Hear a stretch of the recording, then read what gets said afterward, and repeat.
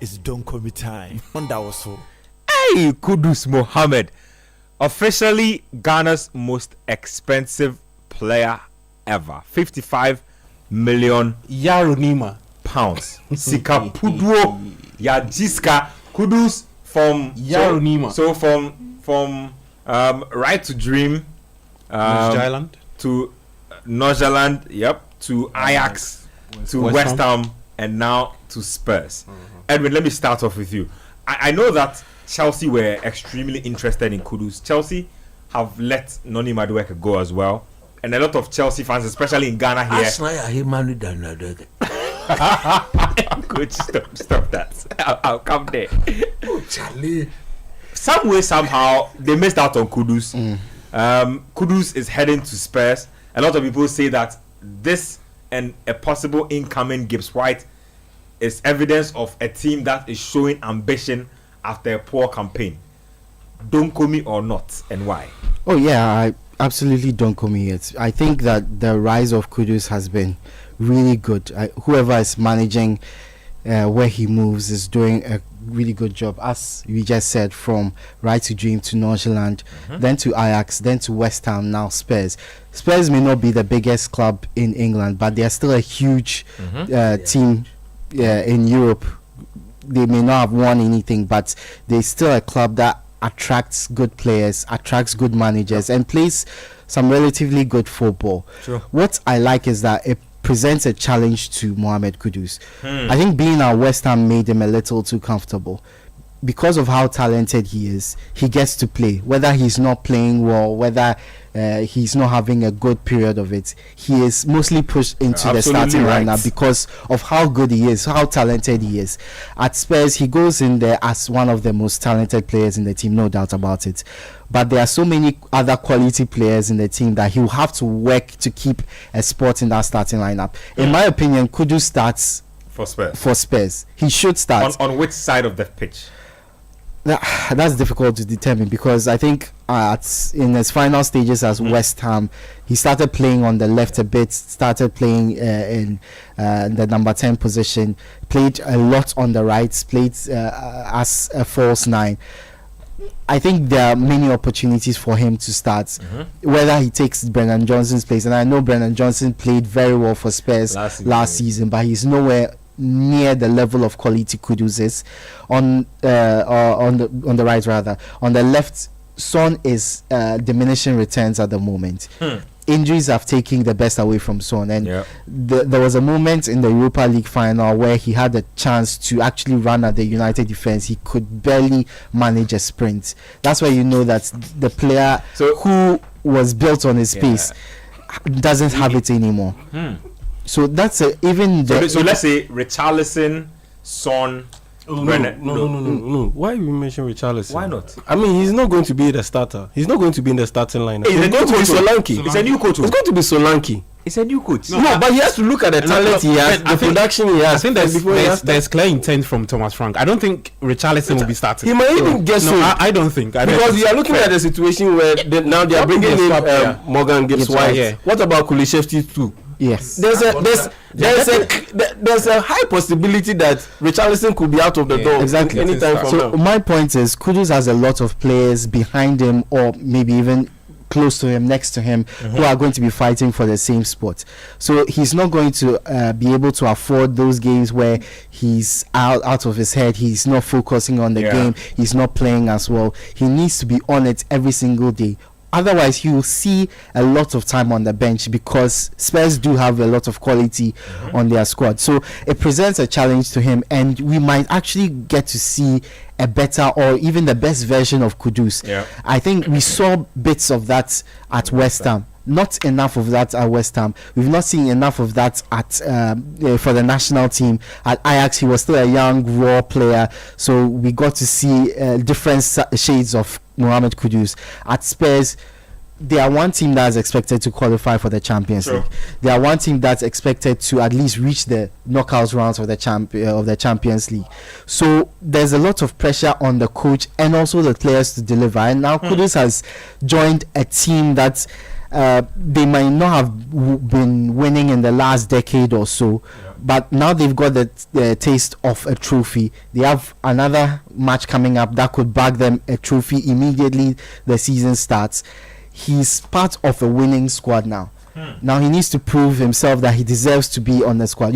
Spurs are not. This is a step up from West Ham. Definitely, they are not. Yep. But Spurs are not the be or end all. There's several levels above Spurs. So he's not just playing to be successful at Spurs. He's also auditioning for his next big move, which could be his biggest move of his career. So there's the Real Madrid, Barcelona, Bayern Munich, Manchester United, if they get their act together, or Manchester City, who are looking to possibly bring him in if he has a good spell at Spurs. So I don't come yet. I think he has the quality to start, and I think he will be successful at Spurs. Nice one. Yeah, let me take your thoughts on the transfer. What you like about it, what you don't like, where he could have possibly landed.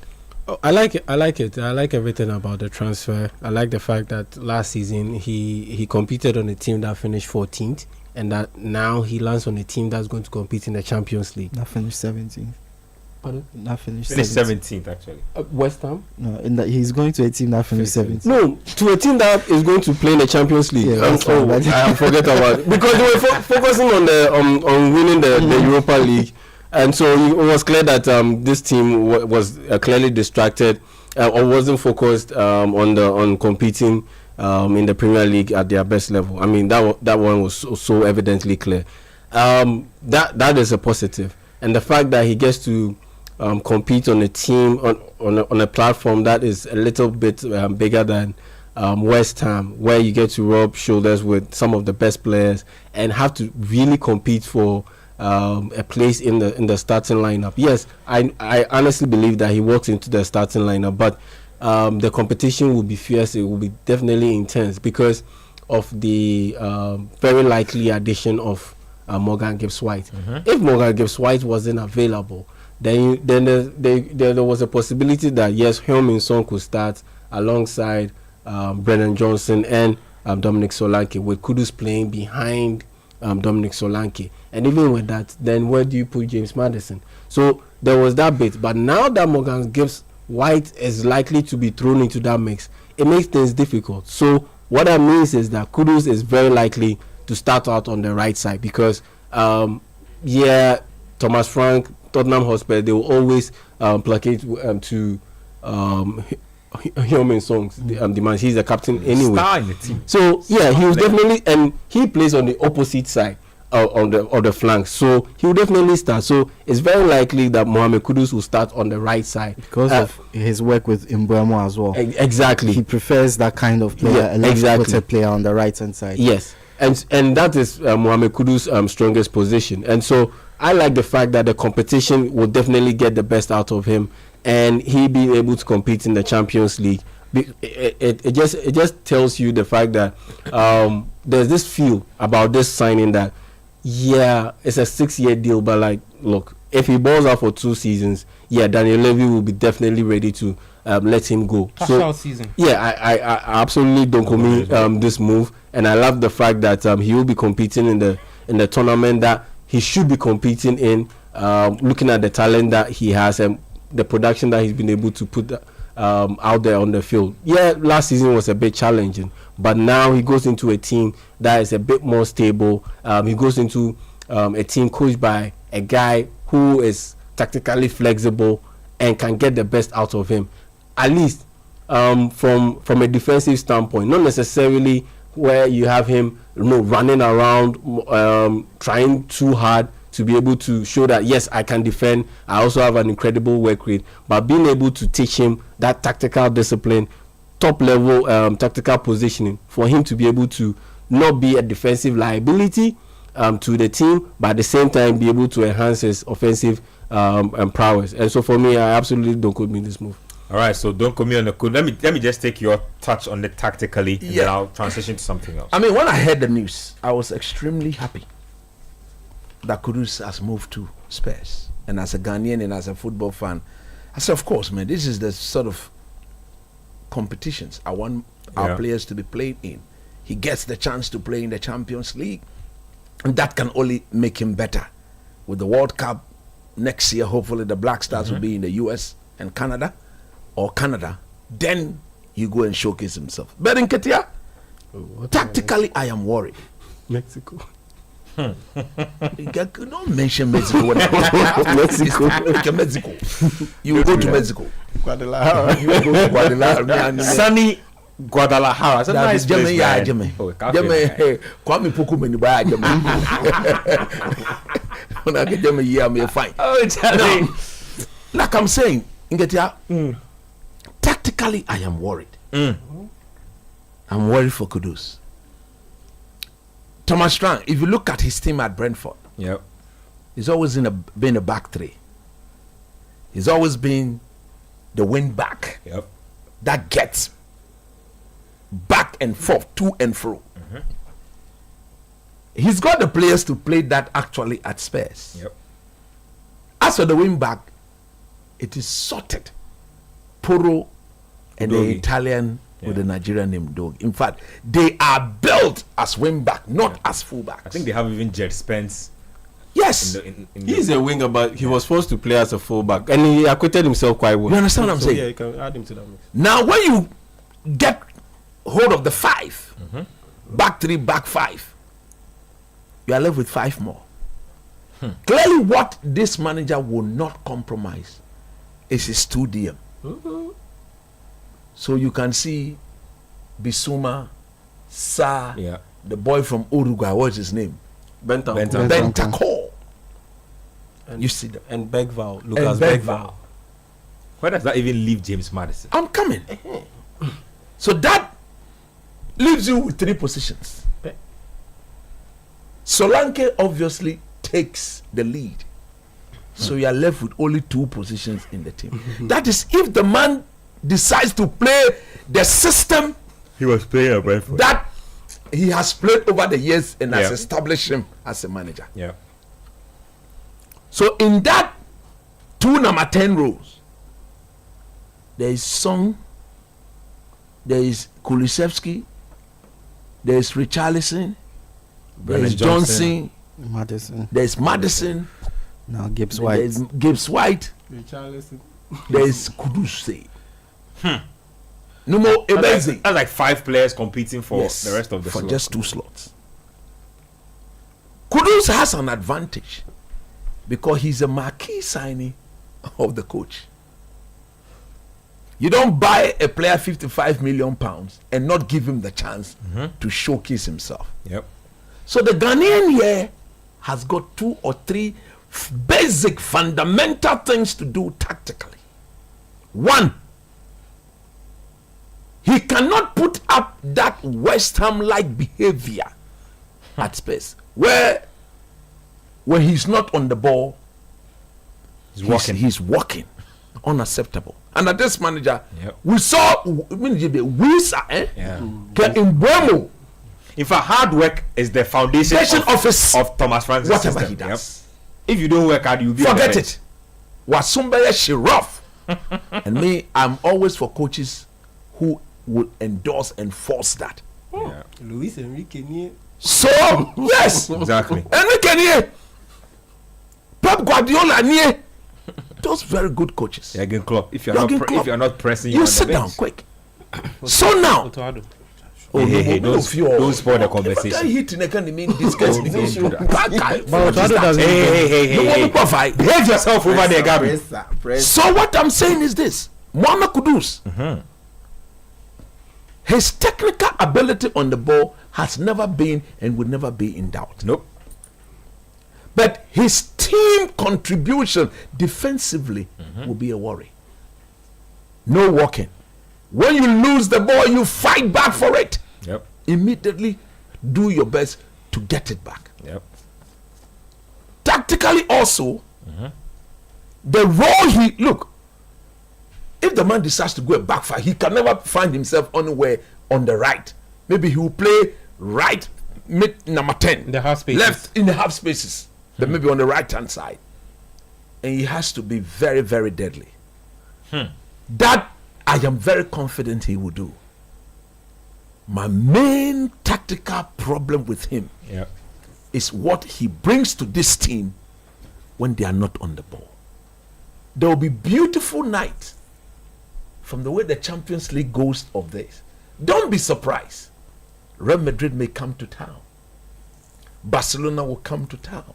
PSG, by far the best team in the world as we speak, may come to town. You will find yourself at the Bernabeu. Proper, better, bigger platforms. Yep. Oh, no more showcase the Ghanaian traits. Those of you who are closer to him, I agree with you when he says this could be the next. This could be the move, springboard for his biggest move. For a biggest move. Yep. My last, I always loved Michael Essien. During my time, I say Michael Essien, in my view, is the best Ghanaian player I've ever seen. Agreed. In my view, forget about the Abedi Pele era. What we have watched. What I have watched. Yeah, I can agree. I've never seen a Ghanaian player like Michael Essien before. I can agree with that. When Essien left Lyon and went to Chelsea, the egos, the establishment, the quality in that Chelsea dressing room, unmatched. Yeah. Nobody. And he rose up to the occasion. And I listened to Makalele and Frank Lampard, and what they said was, they said, look, his very first training session with the team, when they gave the ball to him, whoever went to him first, look, the Ghanaian physicality, his power, his ability to protect the ball was evident. I remember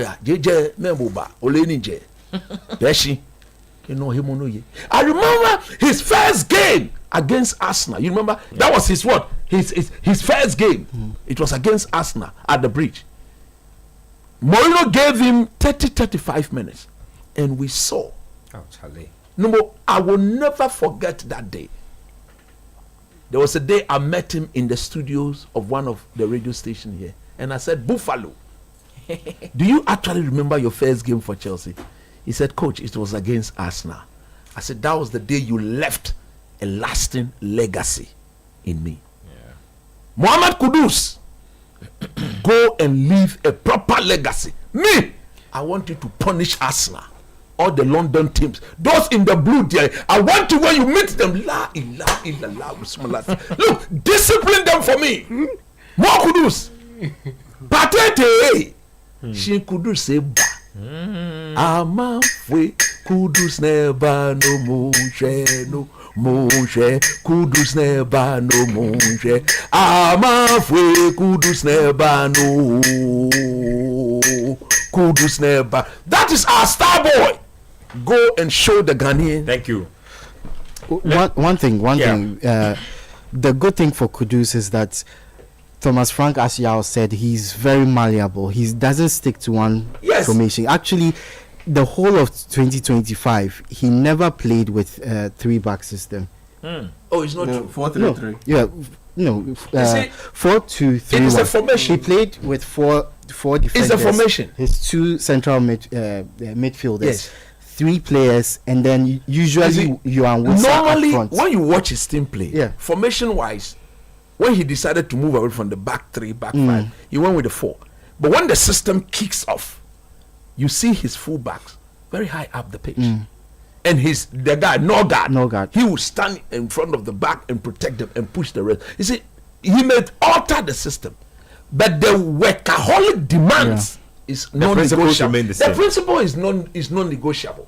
No, Kudus says, "Ake tuniwa, ejofwe." Those of you closer to me, getting wintian preke and those things. It's okay. It's okay. It's okay. That be no bad. Be talk be ofo je solo, ohe wale solo, ono feno solo, okutre leun solo, no feno pepe. They say Donkomi. What do you think? Don't joke with. Oh, it go make his system. Yeah, it will let the blood flow. Prekese when tian pepre. Oh, ginger. But you know this thing. I shot 3 of your name.